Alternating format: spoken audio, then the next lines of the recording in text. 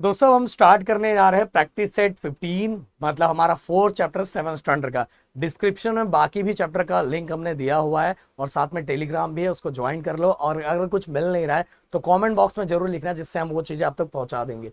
तो गाइस पहला जो क्वेश्चन दिया हुआ है मैं इस पे आ जाता हूँ जिससे आपको क्लियरली दिखे कि practice set 15 observe the figure and complete the table for angle A W B.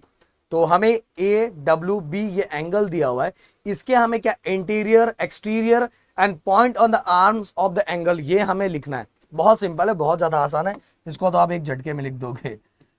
देखो पहला पॉइंट इन द इंटीरियर, अंदर के साइड, एंगल के अंदर साइड के जो सभी पॉइंट्स है वो पॉइंट्स आपको लिखना है। तो हम यहां लिख देते हैं, मैं थोड़ा और इसको छोटा कर देता हूं। सबसे पहला point N, then point R, जो मर्जी करे वो लिख सकते हो, कोई कंपलसरी नहीं, मतलब इसके अंदर का, यहां नहीं कि कहीं लिख दोगे। पॉइंट आर के बाद पॉइंट एक्स, मैं यहां लिखता हूं, आपको पास तो जगह रहेगा अच्छा खासा। पॉइंट सी, ओके ये इंटीरियर हो गया। देन इसके बाद गाइस एक्सटीरियर, एक्सटीरियर एसी की उसके अंदर है। Point in the exterior, exterior part है, बाहर वाले पार्ट पे देखो एक ये दिखाई दे रहा है, एक ये दिखाई दे रहा है, और एक आप देखोगे तो ये दिखाई दे रहा है, ये देखो, और एक ये दिखाई दे रहा है, और साथ में ये दिखाई दे रहा है। ओके आर्म्स पे नहीं होना चाहिए, बाहर होना चाहिए। तो टी है, यू है, क्यू है, वी है और वाई है, दिखाई दे रहा है। आप एक्सटीरियर पार्ट फटाफट फटाफट हम लिख लेते हैं इसको भी। देखो पॉइंट,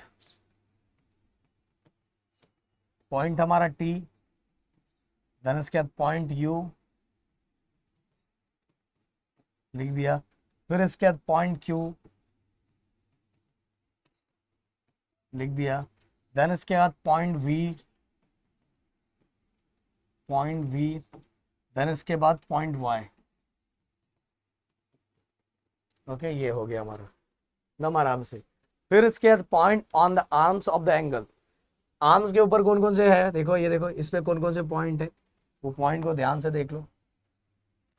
तो पहला, अगर मैं इधर कलर अलग से ड्रॉ करके आपको बताऊं तो पहला पॉइंट ये ए ही है, दूसरा पॉइंट डब्ल्यू है, तीसरा जी है, फिर इसके बाद बी दिया हुआ है। ओके ये टोटल पॉइंट। तो हम यहाँ लिखेंगे फिर से पॉइंट, पॉइंट ए, दूसरा पॉइंट डब्ल्यू, तीसरा पॉइंट जी, अंदर इसके बाद पॉइंट बी। ओके तो ये हो गया हमारा। फटाक से इसका एक स्क्रीनशॉट ले लो जिससे आप बाद में प्रैक्टिस कर पाओ। तो अगला क्वेश्चन, अगला क्वेश्चन हमें क्या लिखा हुआ है, अगर मैं थोड़ा इसको बड़ा कर दूं आपको थोड़ा क्लियरली दिखे। और हाँ देखो गाइस क्या है, name the pairs of adjacent angle in the figures. इसके अंदर में एडजेसेंट एंगल्स फाइंड करने हैं, उनके पेयर्स फाइंड करने हैं, एडजेसेंट एंगल के पेयर्स फाइंड करने हैं। एक चीज आपको क्लियर कट यहां लिख के देता हूं जिससे आपको याद रहेगा हमेशा कि एडजेसेंट एंगल के पेयर्स के लिए एक चीज याद रखना चाहिए, 3 पॉइंट। पहला पॉइंट ये क्या है मैं भी बताऊंगा आपको, कॉमन वर्टेक्स, देन दूसरा कॉमन आर्म, देन तीसरा सेपरेट इंटीरियर। ये चीजें अगर हो रही है तो हम क्या कर सकते हैं, एडजेसेंट एंगल के पेयर्स बना सकते हैं। अगर ये सेटिस्फाई तीनों पॉइंट करेगा तो वो पेयर्स ऑफ एडजेसेंट एंगल है। जैसे मैं पहला पेयर बनाता हूं, पहला पेयर ये देखो, ये और ये पहला पेयर, ये दोनों, ये भी देखो एंगल है, ये भी एंगल है। तो बाद में मैं चेक करके भी आपको बताऊंगा कि सही है कि नहीं। तो देखो पहला, पहला angle, angle B N C and B N C है, और इसका क्या लिखते हैं हम, B N angle B, angle B N A. Okay अब देखो गाइस ये दोनों जो एंगल बनाया, देखो इसका वर्टेक्स सेम है, सेम है। और दोनों ये जो एंगल है, दोनों एंगल ये देखो, एक दोनों एंगल जो है उसका आर्म भी क्या है, सेम है, आर्म भी सेम है, सेम दिखाई दे रहा है। और साथ में दोनों के इंटीरियर मतलब अंदर के साइड का ये एंगल, ये देखो ये एंगल, ये वाला जो एंगल बना इसका इंटीरियर अलग है, और ये जो एंगल बना इसका इंटीरियर अलग है। मतलब ये दोनों क्या है, एडजेसेंट एंगल हो गए। पहला हो गया। और बनाते हैं, और बना सकते हैं आप दूसरा। सेकंड हम ऐसा बना सकते, देखो ये दोनों। तो अब इसका भी लिख लेते हैं हम लोग, एंगल ए एन सी, और इसका एंड CNB। ओके, तो देखो ये देखो इसके अंदर गाइस फिर से ये देखो, मैं ऐसा ड्रॉ करता हूं, ये देखो कॉमन आर्म आ रहा है, तो कॉमन आर्म आ गया, सेम वर्टेक्स आ गया, और साथ में दोनों का जो इंटीरियर है वो भी सेपरेट है। इसका वाला इंटीरियर ये वाला पार्ट था, ये वाला, और इसका ये वाला। ओके, तो ये आराम से हो गया, एकदम अच्छी तरीके से हमने कर दिया। 2 हो गया। अब एक और अपन बना सकते हैं, एक और अपन ले सकते हैं, ये वाला थर्ड वाला ये बना सकते हैं सेम। चलो क्या है, एंगल BNA एंड ए, या एंगल देना मत भूलना, एंगल BNA लिखा, अब ANC। अब देखो फिर से चीजों को चेक करते हैं, ये देखो ये और ये कॉमन आर्म आया, सेम वर्टेक्स आया, और इसका इंटीरियर ये है और इसका इंटीरियर ये है, तो हो गया। समझ में, एकदम सिंपल तरीके से हमने लिख दिया। तो अब इसको थोड़ा सा रफ कर दो, फिर आप स्क्रीनशॉट लो अच्छे से। ओके, अब फटाक से इसका स्क्रीनशॉट ले लो, हम बढ़ते अगले क्वेश्चन की तरफ। अगला क्वेश्चन गाइस फिर से मैं यहाँ लिखता हूँ, जिससे वो हम आपको क्लियरली समझ में आएगा। 3 पॉइंट ये याद होना चाहिए, ये है कि नहीं। Common vertex, common arm, then separate interior. अगर ये तीनों सेटिस्फाई कर रहा है तो एडजेसेंट एंगल है। तो इसको थोड़ा मैं बड़ा कर दूं। अब देखो गाइस एकदम ध्यान से, अब इसके अंदर हमें पेयर और एडजेसेंट एंगल फाइंड करने हैं। तो भाई इसके अंदर तो एक ही पेयर मेरे को दिख ही रहा है पर वैसे मैं आपको पहला ये देखो, ये इसका और इसका देखो सेम वर्टेक्स आ गया, कॉमन आर्म आ गया, और दोनों का क्या हो गया, दोनों का इंटीरियर भी क्या हो गया, अलग अलग हो गया। तो पहला पेयर तो अपने को मिल गया है, और वैसे यही आखिरी भी होगा क्योंकि और तो कहीं दिख नहीं रहा है मेरे को। Angle RQP and angle TQP, RQP and TQP दोनों का देखोगे तो ये देखो कॉमन है, वर्टेक्स सेम है, इसका इंटीरियर ये, इसका इंटीरियर ये, सेपरेट इंटीरियर भी है। तो एक तो मिल गया अपने को। अब दूसरा देखो भाई, और कुछ बनता है क्या? चलो मैं एक बना के ऐसे दिखाता हूँ, वैसे तो बनेगा ही नहीं ये देखो एक एंगल ये हो गया, और दूसरा एंगल अगर मैं ये लेता हूँ, ये दूसरा एंगल मैं ये लेता हूँ, तो भाई यहाँ देखोगे, देखो पहली बात तो इसका चलो मान लो इंटीरियर ये है और इसका इंटीरियर है, चलो इंटीरियर तो अलग हो गया, पर वर्टेक्स कहाँ सेम है यार? वर्टेक्स सेम नहीं है ना, एक ही जगह से नहीं निकल रहा है ना, वर्टेक्स भी सेम नहीं है, और साथ में कॉमन पेयर भी नहीं है, तो है ही नहीं भाई, है बस एक ही है ये, और कोई नहीं है इसके अंदर। समझ में? तो फटाक से इसका एक स्क्रीनशॉट ले लो फटाक से। अगला क्वेश्चन क्या लिखा हुआ है? Are the following pairs adjacent angle if not state the reasons. अगर पेयर्स नहीं है तो क्यों नहीं है, उसका रीज़न भी अपने को बताना है, तो टेंशन मतलब हम सभी कुछ बता देंगे। पहला तो इन्होंने हर पे दिया हुआ है, हाँ चलो अच्छी बात है, तो एक एक करके।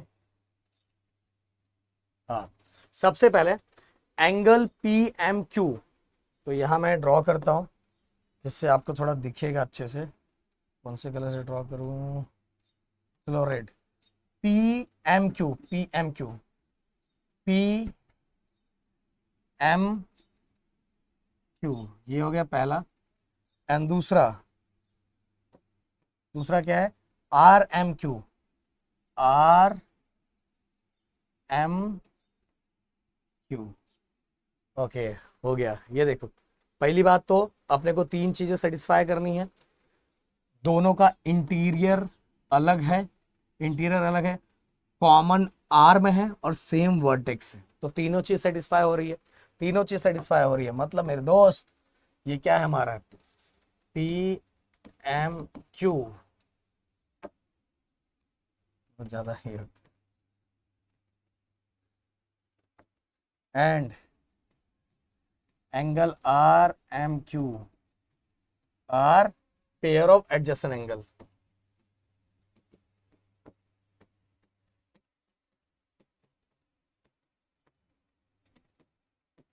ओके, एकदम सिंपल सा, एकदम क्लियरली मैंने 3 पॉइंट बताया, जो आपको समझ गया आपका काम हो गया।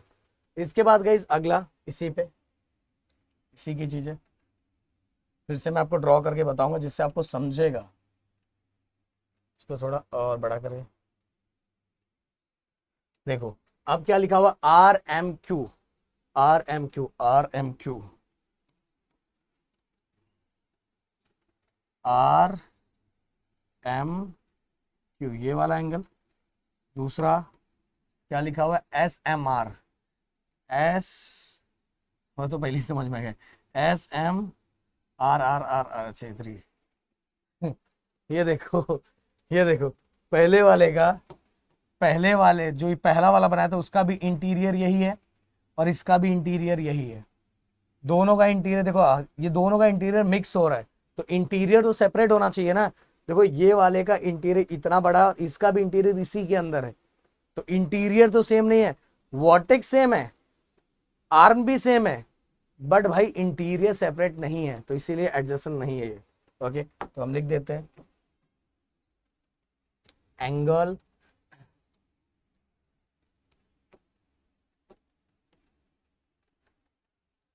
Angle R M Q and angle S M R, पूरा स्टेटमेंट हम लिखते हैं।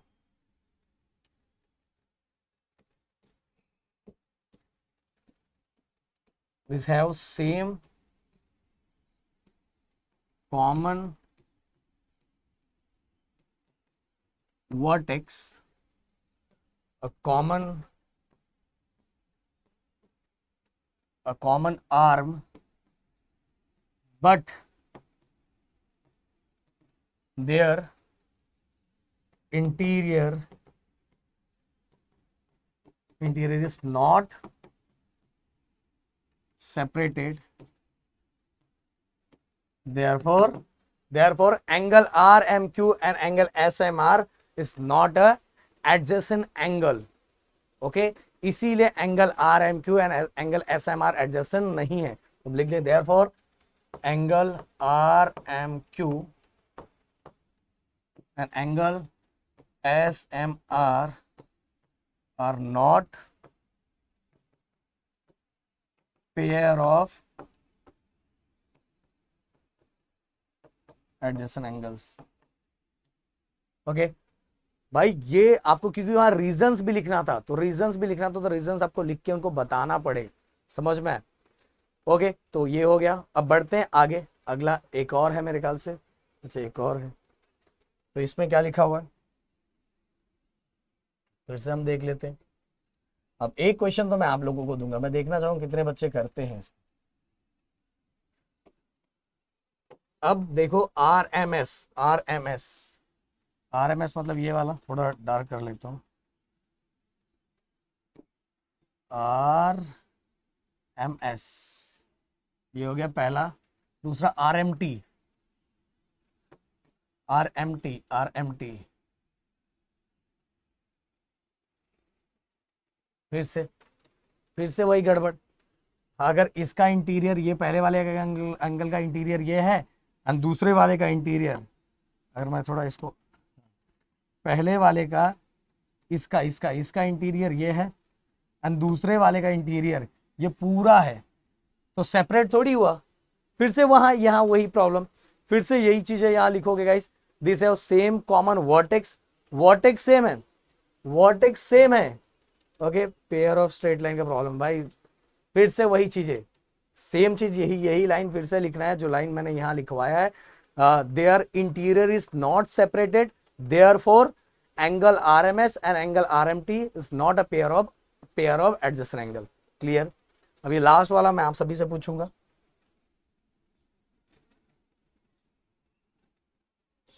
SMT ये SMT ये हो गया, और RMS RMS, अच्छा ये दूसरा कलर ले लो, हाँ ये तो हो गया है RMS। अब देखो गाइस, मैं बस इशारों में बताऊंगा, आंसर आप लोग कमेंट बॉक्स में लिख के मुझे जरूर देना, मैं देखना चाहूँ कितने बच्चे लिखते हैं। पहला कंडीशन एडजेसेंट के लिए चाहिए कॉमन वर्टेक्स है। दूसरा चाहिए सेम आर्म भी है। तीसरा चाहिए सेपरेट इंटीरियर, तो इसका वाला ये है, इसका वाला ये है। तो इशारों में मैंने बता दिया। कमेंट बॉक्स में देखना चाहूँ कितने बच्चे इसका करेक्ट आंसर लिखते हैं। थोड़ा मैं इसको क्वेश्चन को हो सकता है थोड़ा बड़ा कर दो, इससे आपको और दिखे ये वाला। तो कमेंट बॉक्स में कितने बच्चे लिखते हैं कि ये पेयर ऑफ एडजेसेंट एंगल है कि नहीं है।